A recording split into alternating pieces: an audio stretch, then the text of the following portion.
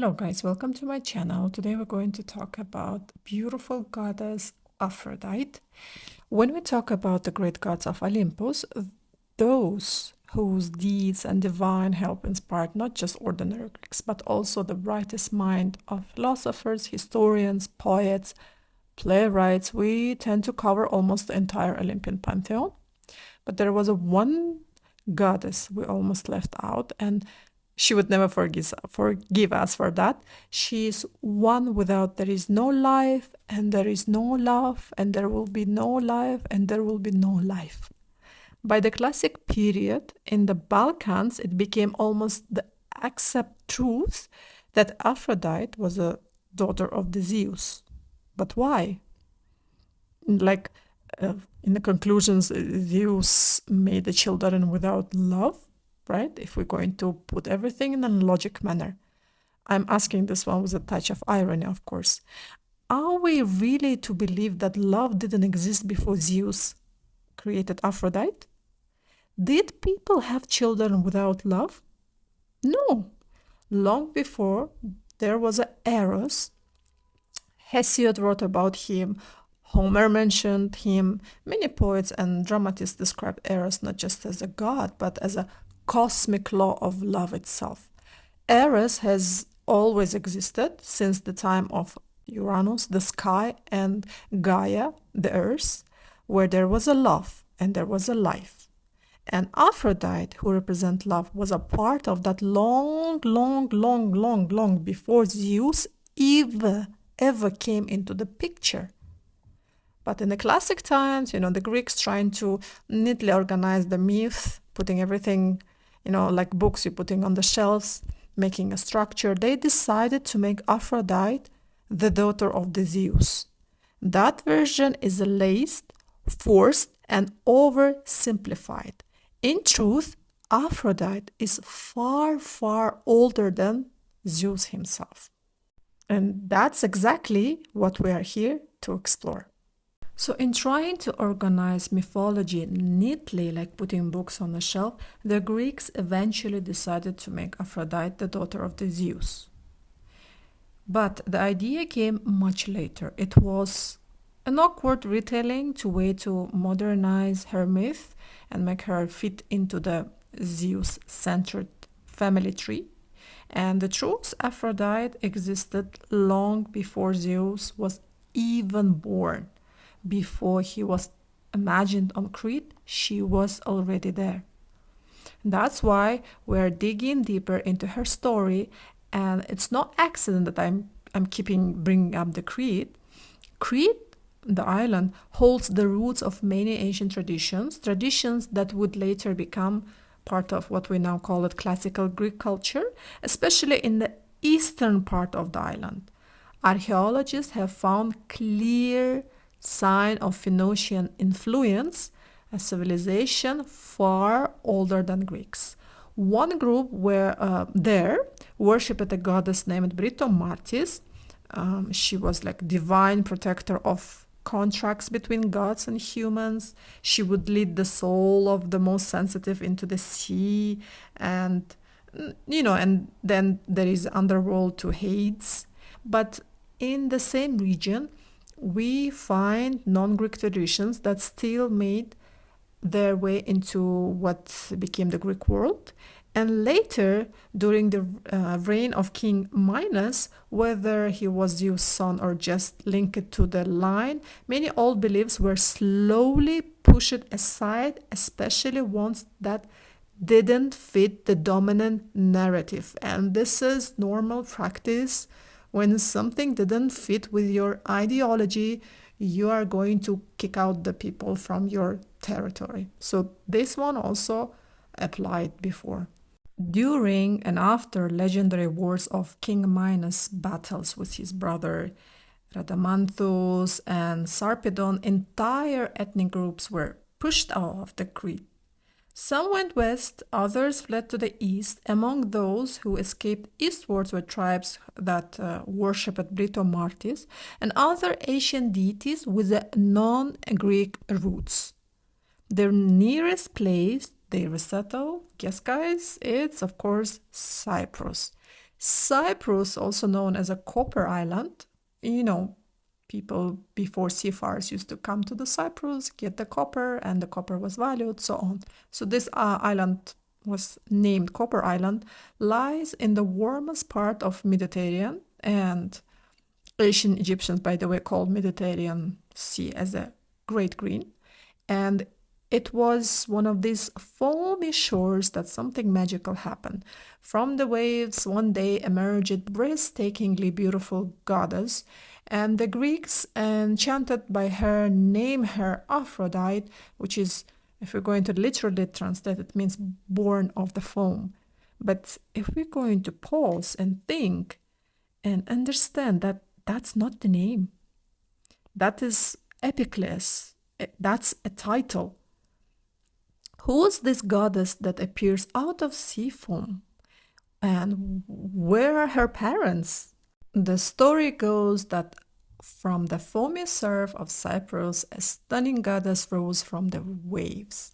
The Greeks, captivated by her beauty, named her Aphrodite, again meaning foam born, but again, that's not really a name, it's just a title. And what kind of goddess is born simply from a foam? It's weird, right? Later, myths tried to fill up the gaps. They gave her vague mother figure, which is Diona. But even Diona is a strange name. It's a feminized version of hidden, possibly taboo male name, possibly linked to Dionysus. It's like the Greeks were trying to make her fit into traditional divine family tree, even if it didn't add it up. And of course, in classical Greece, all roads seemed to lead back to Zeus, so they tried to plug him into her story too. But the older myth is much more dramatic and powerful. When Uranus, the god of the sky, was overthrown and mutilated, part of his body fell into the sea. This is, we know the story. The ocean began to foam, and from this bloody sea foam, Aphrodite was born. Yeah, the childbirth is often associated with the blood, as we know, but this wasn't just a birth, it was a cosmic event, deep, symbolic, and most important, ancient. It is ancient. Aphrodite wasn't born from the Zeus. She was born from the blood of Uranus and the eternal waters of the sea. You know, the image of Aphrodite rising from the bloody sea foam, from the wounded body of Uranus, might sound strange, but this is deeply symbolic. The sea in ancient thoughts wasn't just the water, it represented eternity, wisdom, and the origin of the life. If we're going to look for the mythology of most old civilization beginnings from the water, there was nothing and there was a chaos and there was a water. So when the cosmic blood mixed with the eternal ocean, divine force was born, the goddess we know as Aphrodite, and the only literally named foam born. And if you really think about it, this is version of story tells us something profound, something that the poet Hesiod preserved and passed on. So he was like pointing like, hello, she's not from the Zeus, pay attention. Aphrodite is not the daughter of the Zeus. She is far older. She was born from the blood of Uranus, one of the first beings of the cosmos. That doesn't make her a mere goddess. It makes her Titaness, part of the very fabric of the universe. She isn't Zeus' daughter. She's more likely, she's more likely a great-grandmother. But for the later Greeks in the classic period, that was a bit too complex and too ancient and too foreign. I'm going to highlight here this word foreign. So they simplified it like she's just Zeus' daughter, yet her roots go far deeper than any one culture or identity. Aphrodite comes from the cosmic beginning, from the time when the myths weren't yet Greek. They were universal, they were primal, and they were full of mystery. That's why she feels a little bit different, like something older than Olympus itself. And actually, because she is. And you know what, guys? And here where it gets even more fascinating. Ask any scholar of Semitic languages, and they will confirm in many Asian dialects, especially Arabic, doves are powerfully symbol of love, fertility, and abundance. So it's just a coincidence that Aphrodite rides a chariot pulled by doves. Not at all. It was sacred vehicle drawn by doves, symbol not only of beauty and grace, but also divine movement and freedom. Aphrodite's role as a goddess of love, traveling freely across the land and the sea, is deeply, I repeat, deeply connected to Phoenician tradition. What the Greeks do? They reshaped her, smoothed out her Asian edges, wove her into their mythology as if she had always belonged on Mount Olympus. They call her daughter of the Zeus, place her among the Olympian gods. But her true origin, they run far deeper. They are Phoenician. We know Aphrodite's son Eros, the god of love, isn't just a symbol of romance. He represents a cosmic force, one of the original creative energies that shaped the universe. And just like his mom, Eros has deep Phoenician roots. It's no surprise that Aphrodite was especially honored in southern eastern Crete, where Phoenician traditions remain strong for centuries. Think back to the famous myth of Zeus and Europa.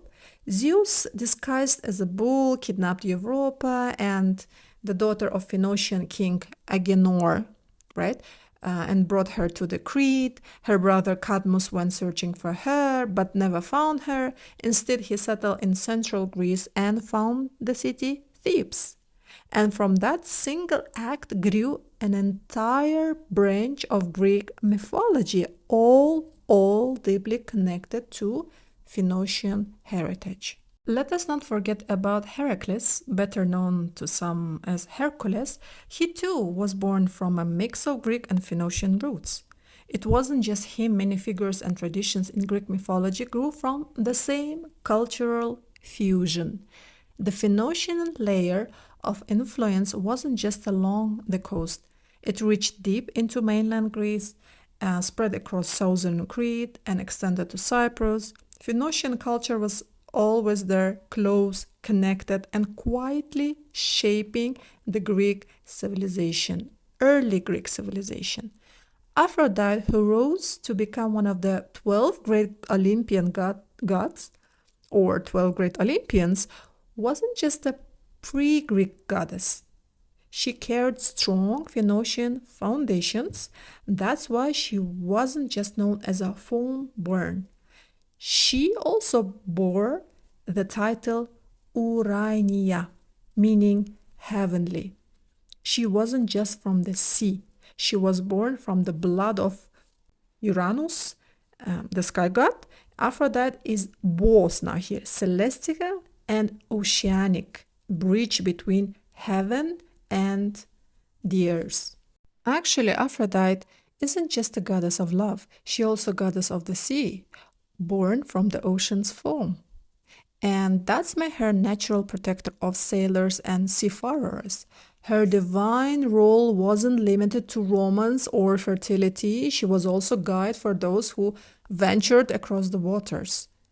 This connection was especially strong with the Phoenician culture. We know that Phoenicians are sailors and they are the seafarers. They worship the maritime god named Heracles, a figure of sea trade and travel. From Heracles, the Greeks eventually developed the hero we know as Heracles or Hercules. Interestingly, the name Heracles in Greek literally means the one who glorifies Hera. But in Greek mythology, Hera hated him. You know how many times she tried to kill him. She chased him, cursed him, made his life miserable, incredibly hard. So why would a hero who suffered under Hera be named after honoring her? That's not logic. Because like Aphrodite, Heracles was borrowed, adapted from older non-Greek myth.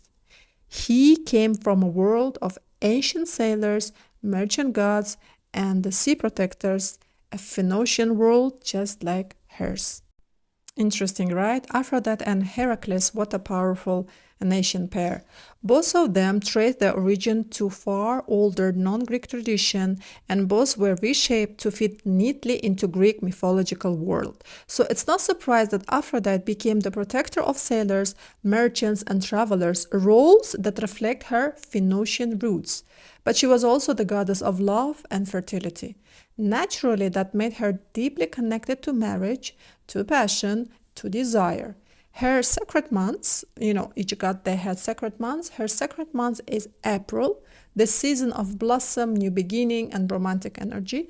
Even though she was married to the god of fire and craftsmanship, Aphrodite, her heart didn't settle. She was always in love with love itself. She inspired passion in others, and she too fell in love often.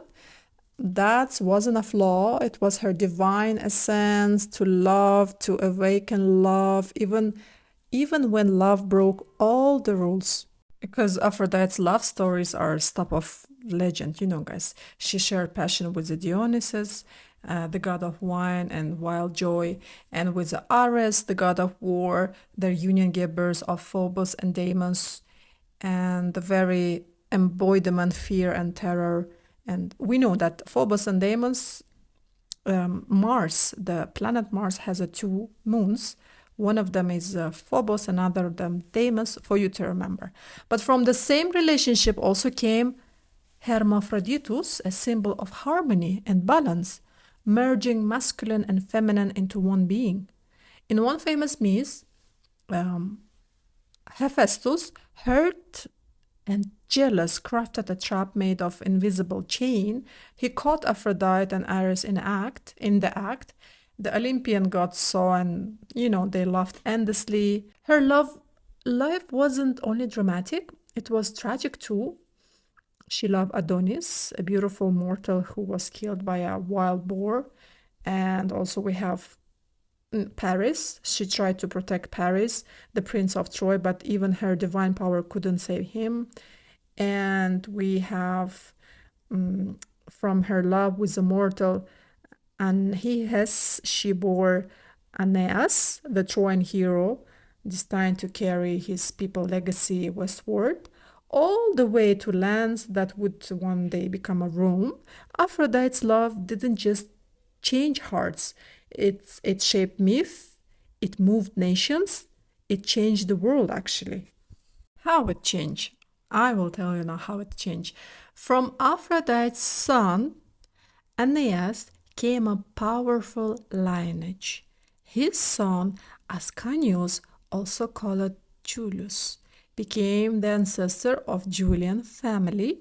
That same bloodline would later give a rise to Julius Caesar and Augustus, the very, very founders of Roman Empire, guys. What a lineage, right? From that final days of Troy, the founding of the Rome, it's all woven together through the myth of Aphrodite. But this is not just mythology, it tells us something deeper.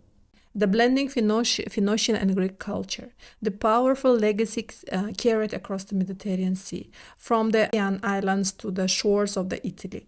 These stories preserved memories of a very, very ancient world. And at the heart of it, Aphrodite. In other lands, she was called Ishtar, Astarte, Anahita, a goddess reborn in every culture she touched. Even through waves of Asian migration, one reaching Italy, the other flowing through Greece, Anatolia, and the Near East, the Phoenician presence never truly disappeared. And neither did the symbols of Aphrodite. Her sacred birds, the dove, and sometimes sparrows, stayed with her across centuries. In ancient art, her chariot was often shown drawn by doves, or in some versions by sparrows.